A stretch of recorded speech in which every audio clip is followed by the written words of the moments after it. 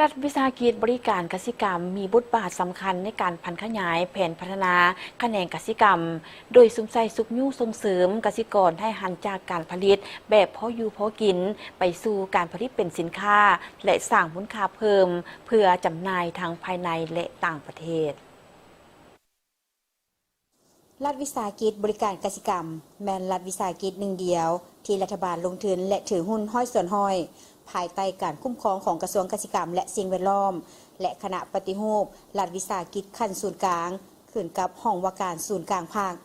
ท่านบัวจันทร์ศรีหาวงศ์อำนวยการรัฐวิสาหกิจบริการกสิกรรมได้กล่าวต่อทีมข่าวโทรภาพแห่งชาติลาวารัฐวิสาหกิจบริการกสิกรรมมีบทบาทสำคัญในการพันขยายแผนพัฒนาของกระทรวงกสิกรรมและสิ่งแวดล้อมวางออกโดยสุมใส่สุกยุ่ส่งเสริมการผลิตกสิกรรมเพื่อค้ำประกันด้านเสบียงอาหารผลิตและปรุงแต่งผลิตภัณฑ์กสิกรรมและป่าไม้เป็นสินค้าพัฒนาชนบทตามทิศทางเป็นอุตสาหกรรมและทันสมัยติดพันกับการปรุงแต่ง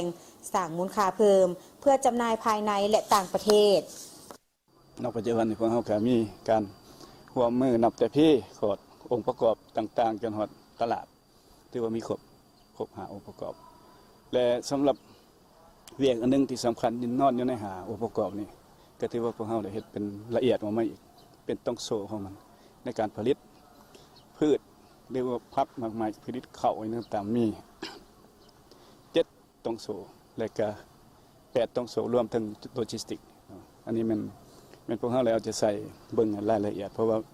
ทั้งหมดมันเป็นต้นทุนทั้งหมดนอกจากนั้นแหละ เพื่อหาประกันหนึ่งต้นทุนราคาที่บ่ให้มันสูงกว่าการประกันของตลาดสำหรับเราเลยเบิ่งแต่พี่การพัฒนาเรื่องต้องโสทวิทย์กับเรื่องดินการพัฒนาดินนับแต่การเกี่ยมดินเกี่ยมปูเกี่ยมฝุ่นเกี่ยมปุ๋ยแล้วก็ที่สองเรื่องน้ำ3ในแนวพันธุ์4มาแล้วคือสิละปุ๋ยกับยาบำรุงป้องกันพยาธิพืชอันที่6เลยก็เป็นเรื่องกลจักนี้กลจักเป็นแทนในงานแล้วก็อันที่7เลยมันเรื่องการเก็บเกี่ยวเก็บรักษาและก็แปรรูปปรุงแต่งในงานอยู่ในข้อที่7แต่ตัวที่8จะเป็นเรื่องการเฮ็ดโลจิสติกขนส่งมาตลาดรัฐวิสาหกิจบริการกสิกรรมได้พัฒนาพื้นฐานโครงสร้างการผลิตและปรุงแต่งสินค้าพัฒนากำลังการผลิตเส้นกลุ่มสหกรณ์สมาคมพัฒนาและสนองกลจักการเกษตรเทคนิคเทคโนโลยีด้านกสิกรรมสนองทรัพยากรมนุษย์ด้านกสิกรรมสนองมาตรฐานเทคนิคและนโยบายสุขยุ่ส่งเสริมด้านกสิกรรมโดยมีการร่วมมือทางภายในและต่างประเทศในระยะผ่านมารัฐวิสาหกิจบริการกสิกรรมได้ส่งเสริมการนำไส้จักสูบน้ำด้วยพลังงานแสงตะเวนเพื่อรับประกันการผลิตและลดต้นทุนการผลิตสร้างตั้งโรงผสมฝุ่นเคมีตามความต้องการสามารถผลิตได้60-90 พันต้นต่อปีส่งเสริมการนำไส้กลจักเครื่องมือหับไส้การผลิตและปรุงแต่งผลิตภัณฑ์กสิกรรมทดลองและขยายแนวพันธุ์หญ้าลาวกรีนสมรรถภาพผลผลิต600ต้นต่อปีพร้อมทั้งสนองปัจจัยการผลิตและฝึกอบรมให้ชาวเกษตรกรเติมอีกและอันที่2กับพวกเขาก็เร่งใส่การส่งเสริมการสั่งตั้งกลุ่มการผลิตเขาเรียกว่าเวียกองค์ประกอบที่2นี่มันกำลังการผลิต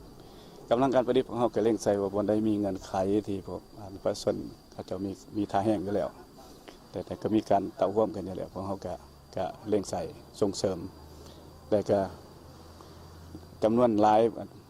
ก็แม่นบรรดากรมของกระทรวงเขาก็เป็นสร้างตั้งขึ้นมาอยู่แล้วโดยเฉพาะเป็นกรมส่งเสริมสหกรณ์เมื่อก่อนเพิ่นก็ได้สั่งตั้งกลุ่มสหกรณ์นี่เป็นกำลังของพวกเขาก็ตัวได้มีแล้วก็เข้าไปส่งเสริมเลยบรรดาปัจจัยต่างๆนับแต่ฝุ่นปุ๋ยแนวพันธุ์กลจักจังซี่พวกเขาก็ประสานกันติดส่งเสริมและอันที่3ก็คือเขาเอิ้นเทคนิคเทคโนโลยีนี่แหละสำคัญหลายเพราะว่าปัญหาที่พวกเขากำลังเผชิญอยู่ของมื้อนี้แม่นเรื่องของการเขาเอิ้นว่าหันเปลี่ยนให้มันทันกับสภาพการเปลี่ยนแปลงของดินฟ้าอากาศการเปลี่ยนแปลงของเขาเอิ้นว่าการระบาดของพยาธิศัตรูพืชต่างๆและก็การเขาเอิ้นให้มันทันกับความต้องการของตลาดนี่แหละโดยเฉพาะเป็นการเพิ่มยกสมรรถภาพทางด้านปริมาณและคุณภาพใน เพราะเราต้องได้หันใส่เทคโนโลยีที่เข้ามาช่วยโดยเฉพาะเป็นพวกโดรนพวกเครื่องจักรที่มันสามารถสำรวจและก็ติดตามสภาพการผลิตได้รัฐวิสาหกิจบริการกสิกรรมได้วางวิสัยทัศน์ฮอดปี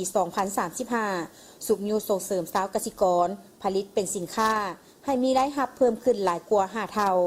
โดยจะสุ่มใส่สุขยูส่งเสริมประชาชนผลิตกสิกรรมเป็นสินค้าหันเป็นอุตสาหกรรมและทันสมัยติดพันกับการปรุงแต่งสร้างมูลค่าเพิ่มก่อนจำหน่ายภายในและส่งออกให้เพิ่มขึ้นหลายกว่า8ส่วนห้อยในแต่ละปีหรือหลายกว่า80ส่วนห้อยเมื่อฮอดปี 2035